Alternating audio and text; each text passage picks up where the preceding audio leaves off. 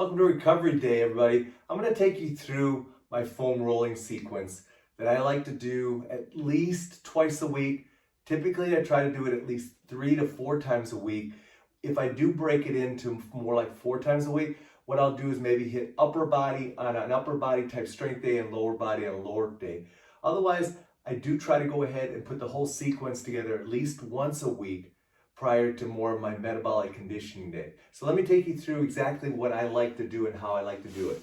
So this is typically the first thing I do. So I'm just getting going and waking up. So I like to ease into it a little bit. I'm going to start by just rolling out my hips. Now the key to this exercise is get this foot up, get this heel back, so that exposes that piriformis to you having to roll on it.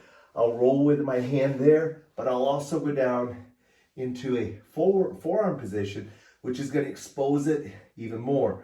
Now, you're going to hear me say this a few times, but if I find an area that's really uncomfortable, I'm going to grind on it. I'm going to just sit on it. I might go ahead and try to friction it side to side a little bit, but I'm going to just grind on it and see if I can make it work. I'm going to have to really work on my breathing, because if it really hurts, it's going to be on and off as I work on it. From there, I'm just going to switch to the other side and hit the same thing on the other side, again, both with my hand up as well as my forearm down. From there, I like to slide right down into it and go into my mid-back. This is very relaxing for me. I'm just gonna rock over top of the roll initially to just open up my chest, and then I'm gonna go ahead, let my hands drop down and really open up my chest before I go ahead, grab my hands together and just start rolling through that mid-back area. I'm going to go ahead and do it both that way, but I'm also going to go ahead and constantly throw in a few overhead reaches as I'm sliding through. From there, it's just a quick quarter roll, so I can roll through my posterior shoulder. Typically, I don't have any problems with that, but I will roll through it, and then I'm just going to go ahead and slide right into my tricep and work on my tricep. Now, what you're going to decide, and then as we flip to the other side, I want to take you through a little bit about this. Now, if I find an area that's uncomfortable, I'm going to spend more time on it. But if I clear the area and it's good, I'm going to move right on to the next area. And if I find that this area is uncomfortable, then I'll spend a little bit more time doing that. The tricep one, real simple. Just go ahead. I like to rest my hand on my head and just roll through that. And then finish, I'm just going to drop down and I'm going to slide through and work on getting my pec minor, but also working through and getting my bicep. A lot of times my bicep is forgotten and I don't go ahead and do that one as frequently.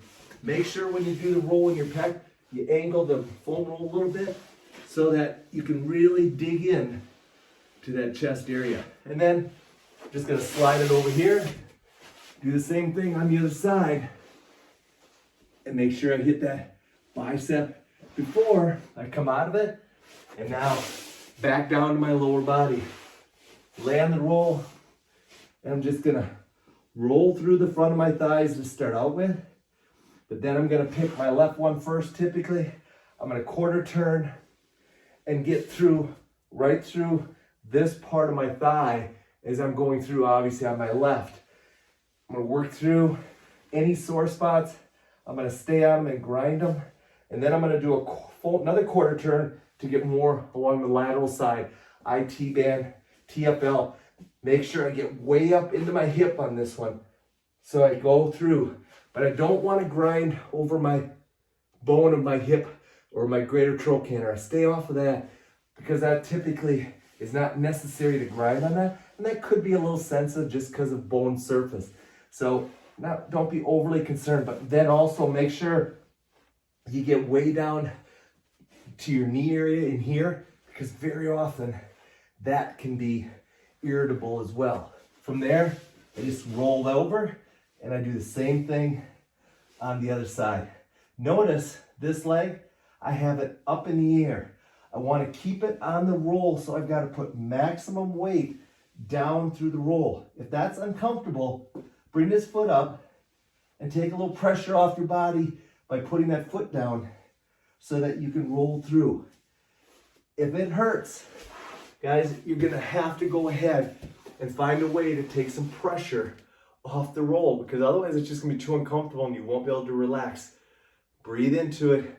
Remember, you're trying to take that area of discomfort and keep shrinking it down by rolling through it. Sometimes you gotta roll around it, sometimes you can roll through it, but a lot of times if it's real painful, you're gonna have to kind of work the edges of it for a while. And then I'm gonna finish up, or next, I'm gonna go into my adductor, work my VMO, and make sure that I roll through and get that well. Typically, that's not too bad of an area. I'll slide over and do the same thing on the other side and just rolling through that. And then I'll finish up, pop it up, and put one foot on top. I'm gonna roll through my calf. I'll turn my foot to hit different aspects of my calf and my outer shin. Make sure I switch, do the other side. One of the things I've learned from other people is cross-frictioning through your calf, especially on those irritated and tight areas, is a good idea. And then, just to finish up, every now and then I want to check the front of my shins, so I will go up onto the roll and roll through the front of my shin, which, wow, today, a little uncomfortable. I haven't done this for a while, so I need to work a little bit through that. Then I'll switch over to the other side and roll through that area as well. Now, one of the things you're gonna find about the foam roll, it's like anything else. It takes practice, takes time. So I want you to use your recovery day to foam roll. Get yourself a roll. Remember, there's different levels of intensity, different levels of stiffness. If you're having a ton of pain while you're foam rolling, you need to go to a softer roll.